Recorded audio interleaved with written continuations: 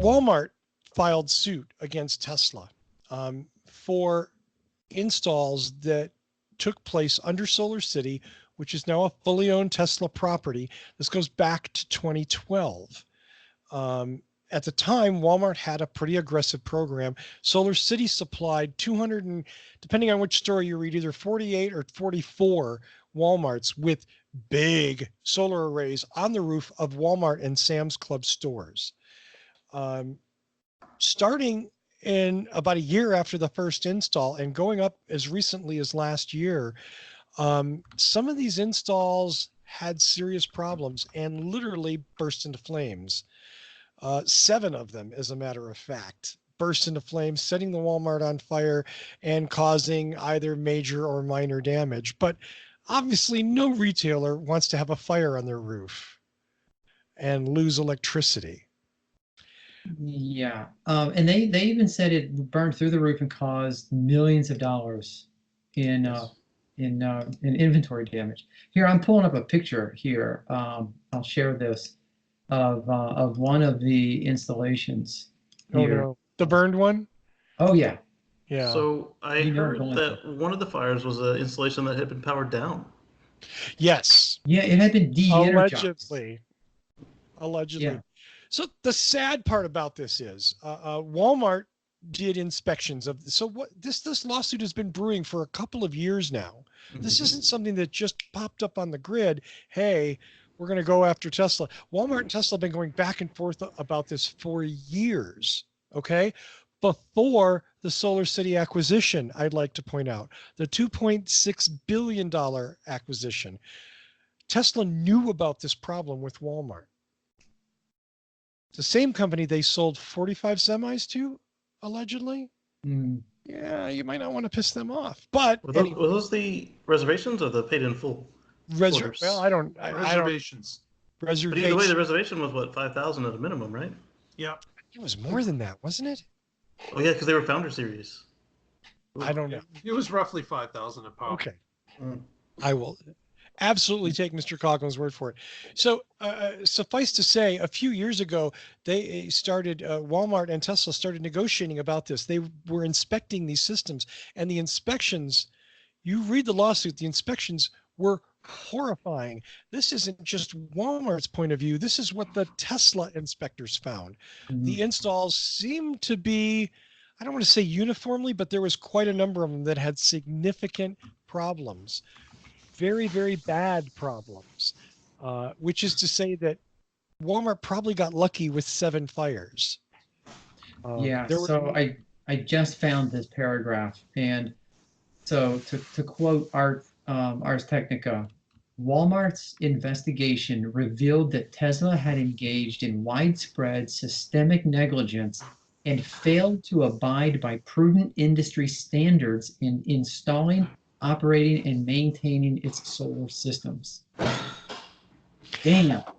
So one other thing, and we talked about this on the Tesla Life, and I want to be really clear because I did a little more research in between the shows. These were all sold not as a lease to own, as a lease or what Tesla calls a PPA, a power purchase agreement, where you agree to buy power from Tesla at a set price for a set amount of time. Tesla owns and maintains the solar panels for that time. Tesla makes a profit, obviously, by selling you electricity at a cheap rate, and they get the cash. Allegedly, it all works out on paper. I don't know if it was a financial winner or a loser for Tesla, but they've obviously incurred an enormous liability by not maintaining these systems properly, allegedly. And I guess really the point where we're at today is you have to wonder why Tesla didn't settle with Walmart. Why are they letting this go to court? What? So somebody brought up a point to me. They said that Tesla did 30 of these inspections, and Walmart only quoted 29 of them that were horrible.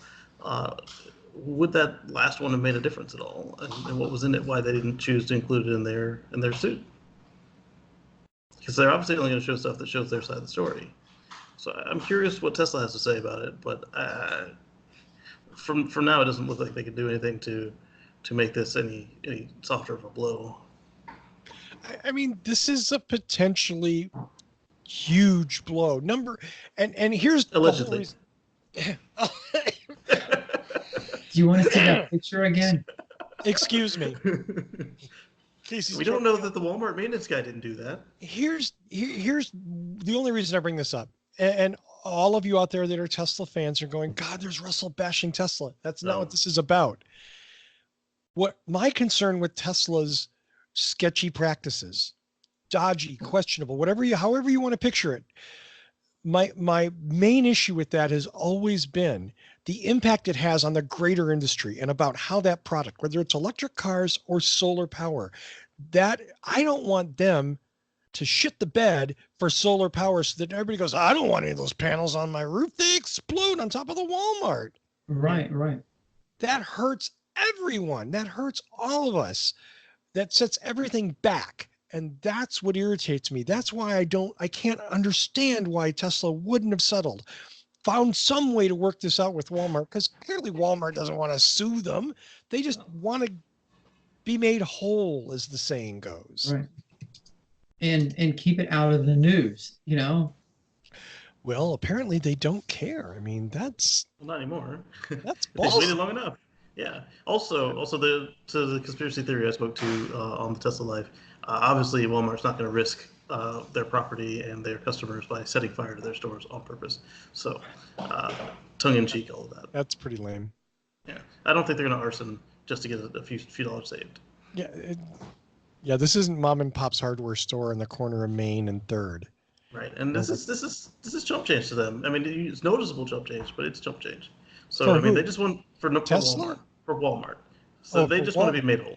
Yeah, no, that's a significant amount of money for Tesla. If you've got the CEO and the CFO going over pages of all the transactions, you got some financial issues to contend with. Yeah. Yeah. Anybody else got anything on this? I do want to update my point. The semi reservation is 20,000, not 5. Thank mistake. you. Wow. I thought it was 5. That's a lot of money. Yeah. But again, for Walmart, 30 times or 45 times 20, whatever. Right. But not a big as you deal. said, for Tesla, it's a lot of money, and if they lose that order, they not only lose the cash and the rest of the order, they also lose anybody who references Walmart as the gold standard for their industry, or who Walmart is going to hit with the big stick. This is the way we're going to do it. You need to use this truck because this is how we do things at Walmart. Right. Yeah. Well, and if they cancel those orders, they're going to go to somewhere else, maybe to buy an electric truck. You're going to go to Nikola? Nikola, it could be, or International. Freightliner. Is it? Freightliner, Is it Freightliner or International? Yeah. How realistic a replacement that is, I don't know.